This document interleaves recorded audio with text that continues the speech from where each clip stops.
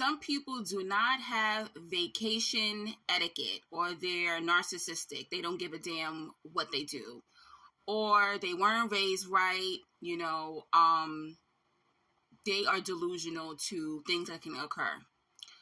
If you think it's okay to invite an extra person or persons on a trip or vacation, doesn't matter what kind of vacation it is, what kind of road trip it is, I don't care how short the trip is, and you think it's okay to go behind the people back or person's back that you already made a trip with, you made plans with, doesn't matter if you didn't pay for the flight yet or you didn't pay for the Airbnb or hotel yet, but y'all say, hey, we're going to go to this vacation. We're going to do this trip together.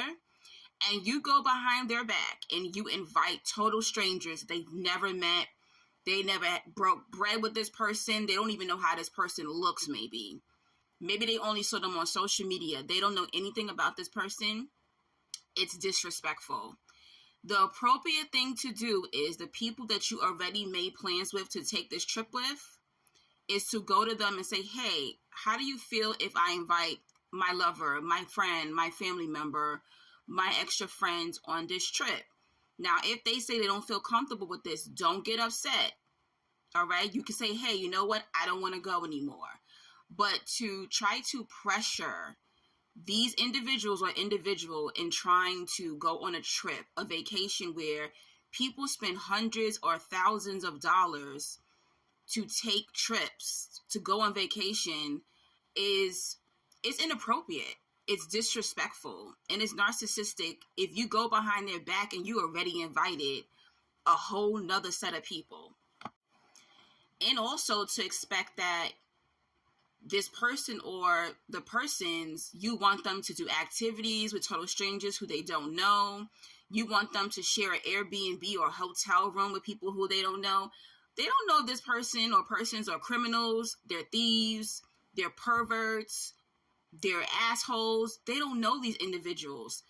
It is best that you introduce your friends, your lover, or your family, or whoever, maybe over dinner, maybe at another event. But to pull that fucking stunt for vacation, you've lost your mind. You got to be very careful with this. And sometimes people are people pleasers and they don't know how to say, no, I don't feel comfortable with that. And then they end up on a vacation feeling like the third wheel. They're being disrespected. People are being shady to them. So this happened to me twice. So back in 2018, I was friends with this covert narcissist. I didn't realize she was a narcissist at the time. And my dream trip is Cuba because my grandfather is Cuban and I've never been to Cuba. So I told this covert narc, I said, hey, you know what? I want to go to Cuba. And she said, oh my gosh, I want to go to Cuba with you. I said, all right, this is my dream trip. This is a big deal for me. So are you sure you're going to go? She's like, yeah, let's buy our plane tickets now. So that way, you know, I'm really officially going. So we end up getting the Airbnb. We end up getting our flights. We were even going to sit on the flight next to each other. Okay. 6 months in advance, we planned this trip. 30 days before this Cuba trip, I am so excited. I was just like, oh my gosh, I cannot wait to get to Cuba. This girl tells me she's invited 3 people on this trip and they will be staying in the Airbnb with us. I've never met these 3 women. I don't know how they look. I don't know their names. I don't know anything about these women. And I made the decision to not go to my dream trip. Yeah. What was also disrespectful to me about this was, why didn't this particular person, I realized they were a fucking narc, why didn't this particular person tell me in advance, hey, can we make this a girls trip?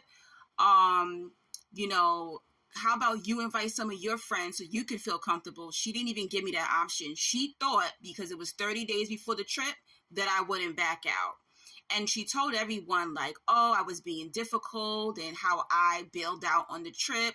But she didn't tell people that she invited total strangers on my dream trip. And I didn't go. Didn't end up having to pay for the Airbnb. I did lose out on $260 on my flight. And it was worth not going. One day I will make it there by my damn self. And again, going to 2024, this recently happened to me again. I always take a trip in April after tax time. So 2025, I said, oh, I'll go to New Orleans. So me and this friend said, hey, let's go to New Orleans together. And she texted me recently and said, hey, I invited 3 other people on this New Orleans trip. I said, okay, great. Will y'all enjoy yourself because I will not be in New Orleans? And she's like, wait, what? No, we're going to have a great time. These are my friends from my city, and we're going to have a great time. I say, I know y'all going to have a great time because y'all will be in New Orleans by y'all damn self. I will not be there. And she just didn't understand this. Y'all have to understand that friends do not mix. I know that there are people who travel the world. They stay in hostels with total strangers. That's their business. I don't move like that.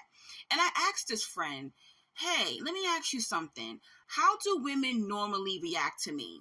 And she said, normally when women meet you, they're intimidated by your energy. I said, so why the fuck would you try to take me on a trip with 3 women that are your friends that do not know me? Why would I spend hundreds of dollars to feel uncomfortable on my own vacation? Absolutely not. A lot of times you could end up having fun, but you gotta have to play like a Russian roulette guessing game if your energy is gonna match these other people's energy. What if I want to sleep in? What if I don't want to do activities? What if I don't want to party?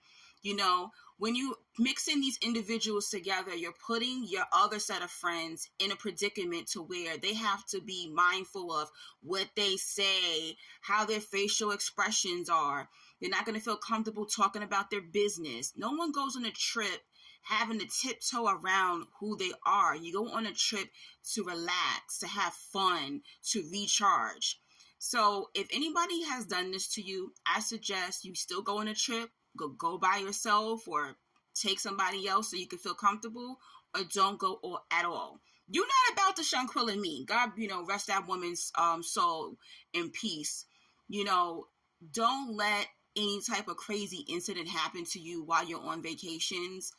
And I don't regret it. I don't regret not going to Cuba, and I don't regret not going to New Orleans in 2025 in April. I'm still going to go on a trip, and I'm going to go by myself, or I'll go with somebody else. But no one's going to make me feel uncomfortable. You do not use a vacation or a trip to think you about to introduce your friends to each other, because you do not know how it's going to turn out. And your friends, your original friends, or your other set of friends, they don't know each other. They don't know each other's background. I don't know if that homegirl's in an abusive relationship, or she's a thief, or I don't know anything about this person. I don't know if she's dirty. Who told you I want to share a room with them? Who told you I want to do activities with them? Who told you that I want to get to know your friends? Everyone can't be mixed. Okay, so this is disrespectful behavior. If you didn't know, now you know. And don't try to be slick, because you're going to end up losing friends. And yes, that girl, the Cupid incident, I cut her ass off. We're not friends to this day. And I don't know about this friend. This girl's almost out the door herself.